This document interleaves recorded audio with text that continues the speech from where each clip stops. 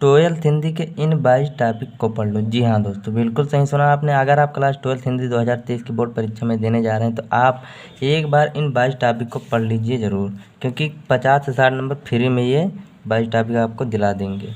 50 से 60 नंबर आपको फ्री में 22 से 23 टॉपिक दिला देंगे। 100 में 100 पक्का है। अगर आप इन टॉपिक को पढ़ लेते हैं, तैयार कर लेते हैं, तो वाकई में आपको 100 में 100 लाने से कोई नहीं रोक सकता। तो हम देखते हैं कि ये 22 टॉपिक क्या है, 22 क्वेश्चन।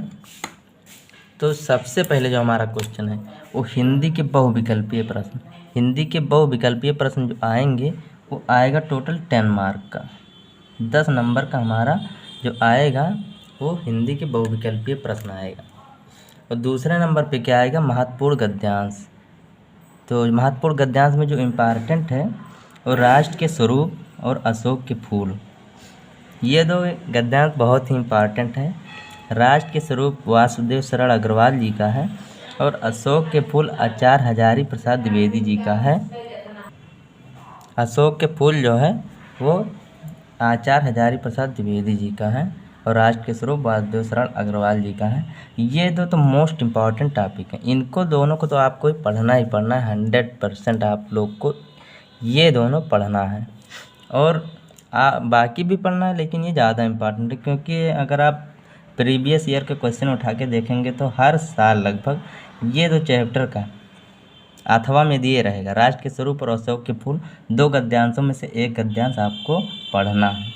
आप लोग क्या करिएगा कि आप लोग वीडियो को लाइक नहीं करते हैं तो वीडियो को लाइक करिएगा, जिससे आपको नेक्स्ट वीडियो में बहुत जल्दी बनाऊँगा। राष्ट्र के स्वरूप और अशोक के फूल गद्यांश हो गया। हम देखते हैं कि तीसरे नंबर पे क्या है हमारा। तो तीसरे नंबर पे जो हमारा है वो महत्वपूर्ण पद्यांश है। गद्य और पद्य दो आता है। तीसरे नंबर पे महत्वपूर्ण पद्यांश है। पद्यांश में क्या है, पवन दूत का श्रद्धा मनु और गीत, जो गीत है महादेवी वर्मा जी का है। तो ये कुल मिलाकर ये भी 10 नंबर का हो गया। 10 और 10 20 हो गए। 100 नंबर का आपका क्वेश्चन पेपर आता है। पवन दूत का श्रद्धा मनु गीत महादेवी वर्मा, ये आप लोग पढ़ लीजिएगा। और जो चौथे नंबर पे आता है वो लेखक का जीवन परिचय आता है। तो लेखक के जीवन परिचय में आप लोग एक तो करिएगा कि वासुदेव शरण अग्रवाल जी का और एक आचार्य हजारी प्रसाद द्विवेदी जी का। इनका क्या करना है कि साहित्यिक परिचय लिखना है। हमने तो वहाँ पे जीवन परिचय लिख दिया है, लेकिन साहित्यिक परिचय भी लिखना है। इस पर भी आप लोग को वीडियो बहुत ही जल्द मिल जाएगी, साहित्यिक परिचय पे। तो आप लोग सपोर्ट करिए। आप लोग को जितना हो सकेगा मैं आपका अपना 100% योगदान देने की कोशिश करूँगा। तो प्लीज़ आप चैनल को सब्सक्राइब करिए, जिससे हमको मोटिवेशन मिले। वासुदेव शरण अग्रवाल, आचार्य हजारी प्रसाद द्विवेदी, ये 5 नंबर का आएगा। और कवियों का जीवन परिचय आएगा। ये तो हो गया लेखक का जीवन परिचय। फिर कवियों का जीवन परिचय आएगा। तो कवियों के जीवन परिचय में Jaishankar Prasad Mahadevi Verma most important. Jaishankar Prasad Mahadevi Verma most important है। और वासुदेव शरण अग्रवाल और हजारी प्रसाद, ये आपको 4 जीवन परिचय तो आपको छोड़ना ही नहीं है। 4 जीवन में से 2 आएगा लिखने के लिए, अथवा में दिया रहेगा।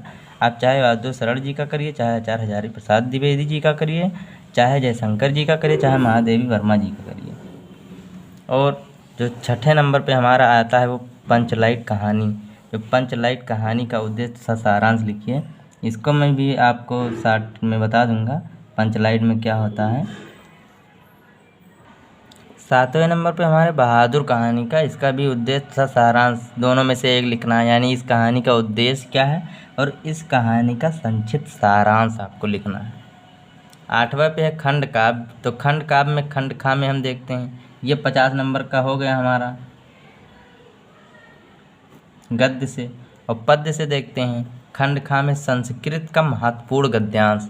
आपको क्या दे दिया जाएगा कि महत्वपूर्ण गद्यांश दे दिया जाएगा और उस गद्यांश का आपको लिखना रहेगा व्याख्या, संदर्भ सहित व्याख्या करना होगा उस गद्यांश का आपको। तो संस्कृत का महत्वपूर्ण गद्यांश इस 7 नंबर का आएगा। इसमें क्या करना है कि संस्कृत भाषा या महत्तम और महामना मालवीय मोस्ट इम्पॉर्टेंट है। इसमें से लगभग हर बार आता है संस्कृत भाषा में महत्तम और महामना मालवीय, ये 7 नंबर का आएगा। फिर 10वां हमारा संस्कृत का महत्वपूर्ण पद्यांश या इसी को श्लोक कहते हैं। सुभाषित रत्नानी या जातक कथा। सुभाषित रत्नानी अगर आप तैयार कर लेते हैं तो उसी में से आपका आ जाएगा एक श्लोक आ जाएगा, उसका संदर्भ से व्याख्या लिख दीजिएगा। 11वें नंबर पे हमारा जो आता है कि महत्वपूर्ण मुहावरे तथा लोकोक्तियाँ, 2 नंबर का आएगा इससे। और संधि विच्छेद से क्या होता है कि 3 नंबर के क्वेश्चन पूछ लिए जाते हैं। 13 नंबर पे हमारा विभक्ति और वचन है, 2 नंबर से आएंगे। शब्द युग्म 2 नंबर से, और शब्द अर्थ ये भी 2 नंबर से आएगा। 16 है हमारा अनेक शब्दों के लिए एक शब्द, यानी अनेक शब्दों के लिए एक शब्द आपको देना रहता है, इसके लिए भी 2 अंक आपको दिए जाएंगे। जैसे कि अगर पूछ लिया कि पढ़ने वाला के लिए एक शब्द लिखिए, तो पढ़ने वाला के लिए एक शब्द पाठक, पाठक का मतलब पढ़ने वाला, ऐसे आपको अनेक शब्दों के लिए एक शब्द लिखना रहेगा। 17 नंबर पे हमारा वाक्य संशोधन है कि दे देगा आपको कोई सेंटेंस और उस वाक्य में कहेगा कि क्या त्रुटियां हैं, क्या कमी है, तो आपको ये भी 2 नंबर के आएगा। और रस जो होता है, रस छंद और अलंकार, ये भी बोर्ड परीक्षा में रस छंद अलंकार आप लोग तैयार करके जाइएगा, वाकई में इससे क्वेश्चन आपको पूछे जाते हैं। रस छंद अलंकार सब मैं करवा दूंगा, आप लोग केवल चैनल से जुड़े रहिए। आप लोग वीडियो को लाइक करिए, सपोर्ट करिए और सब्सक्राइब करिए। पत्र लेखन जो आता है वो 6 नंबर पे आएगा, और निबंध जो आएगा वो 9 नंबर का आएगा। तो दोस्तों निबंध में क्या होता है कि निबंध लेखन में आपका क्या क्या इम्पोर्टेंट है। तो पर्यावरण प्रदूषण, पहला जो है कि पर्यावरण प्रदूषण पे आप लोग तैयार करिए।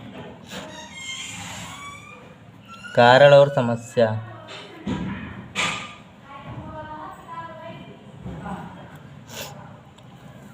इस पे आ सकता है।